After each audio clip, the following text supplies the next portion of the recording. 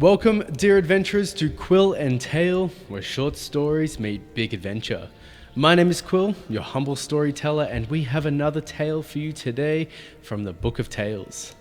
Today's story is entitled The Stormweaver.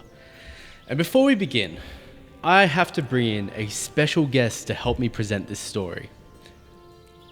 Zeus, are you ready? This is my friend Zeus. He is my companion friend, and the reason he is here is because he is terrified of thunderstorms, which is what this story is all about.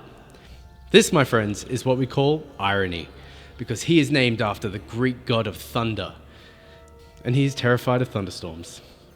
So hopefully Zeusy can get a lesson out of this tale today.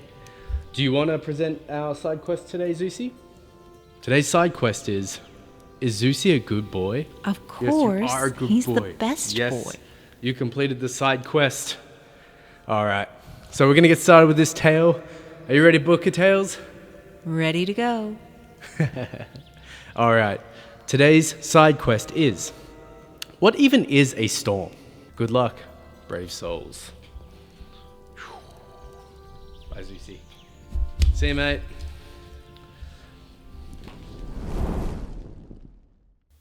The Stormweaver. Eric awoke to the world trembling around him. A brilliant flash of lightning split the sky, turning his room into a ghostly, flickering landscape. He barely had time to take a breath before it came. The thunder crashed like a giant's roar, rattling the windows, shaking the walls, and sinking its claws deep into Eric's chest. He curled his fingers into the blankets, heart pounding. He hated storms. No, not just hated, feared, dreaded, loathed. Were the clouds angry? Was the sky breaking apart? He didn't know. He just knew that no matter how tightly he squeezed his eyes shut, no matter how deeply he buried himself under the blankets, the storm always found him. But as the night stretched on, something new sparked inside of him.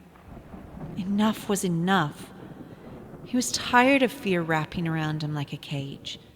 If storms wanted to chase him, then maybe it was time to chase them back. And so, as dawn's first light crept over the hills, Eric left the safety of his bedroom.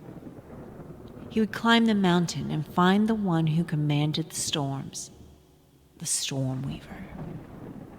The mountain loomed before him, its jagged peaks spearing the sky, disappearing into swirling, thunderous clouds.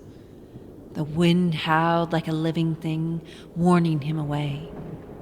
Lightning flickered in the distance, but Eric gritted his teeth and took his first step. The climb was tough.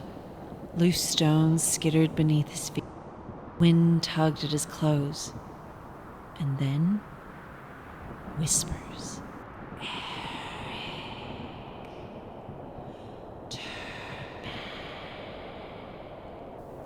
Eric froze. The wind couldn't talk, could it? He swallowed hard and pressed on, but the mountain had more trials in store. Shadows flickered in the mist, wings beat the air. Then, without warning, dark creatures swooped toward him, sharp-beaked, clawed things that cawed and shrieked as they tore at his sleeves. Eric yelped, ducking, scrambling upward, his pulse thundering louder than the storm above.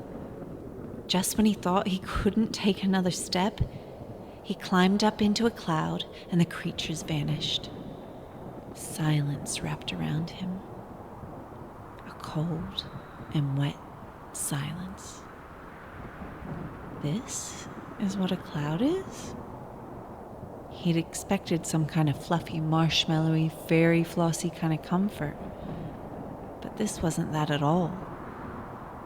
Breathless and battered, he continued on through the cloud, climbing up and up, until his head popped out where he found himself at the summit, the top of the mountain.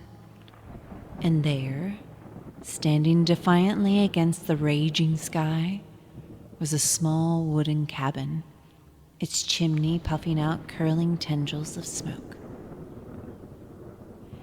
Eric hesitated only for a moment before knocking. The door creaked open, and warm, golden light spilled out.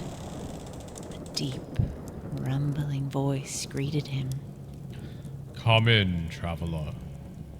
Inside, the air was thick with the scent of burning wood and something sweet. A crackling fire painted the walls with flickering shadows. Seated by the hearth was an old man with a beard so long it brushed his knees, his eyes gleaming like embers. Eric took a shaky breath. Are you the Stormweaver? The old man's eyebrows lifted. Ha! That's what they call me, is it? I've come to ask you to stop the storms. Eric clenched his fists. They frighten me. The old man chuckled, a deep rolling sound like a distant thunder. Ha! Ha ha ha! Stop the storms? Boy, I don't control them. Eric blinked. But you're the Stormweaver. I'm just an old man who lives above the clouds. The man leaned forward, his voice kind. Tell me, how did you get here?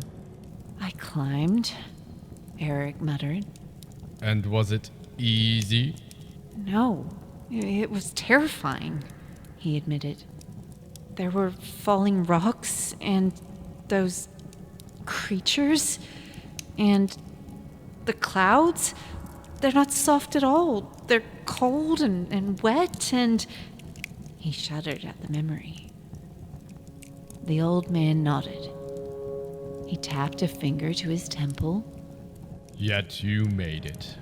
Tell me, boy, what is a storm? Eric hesitated. That's the thing. I don't even know. The old man shook his head. It's a natural thing. Warm, wet air rises and mixes with cooler air, creating clouds, wind, rain, and sometimes thunder and lightning. It's just clouds and noise. Puffs of air and flashes of light. The real danger? You faced it climbing this mountain.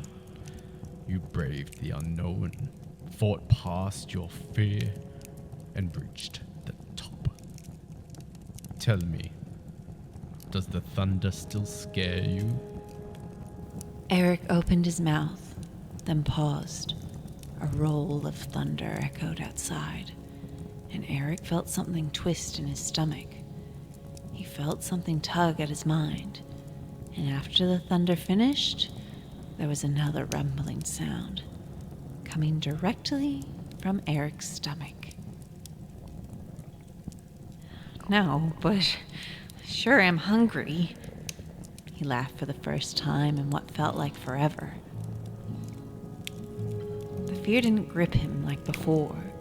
It didn't sink into his bones or twist his stomach into knots. It was just sound.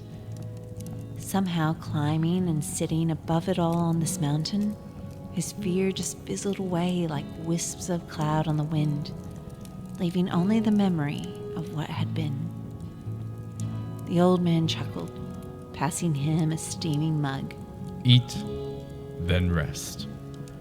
Tomorrow, the storm will seem even smaller. Eric smiled.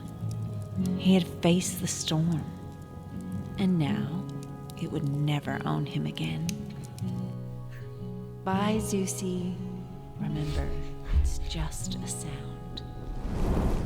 The sky rumbled one last time, but this time it sounded almost friendly. And that, he decided, was enough to make him feel a little bit better about learning the truth about clouds.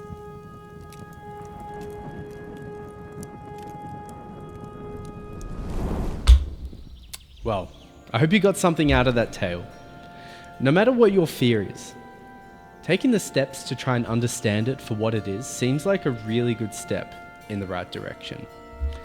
I'm not sure where Zeusy went, but I'm sure he's on his path now to go and figure out what storms are and overcome his fears.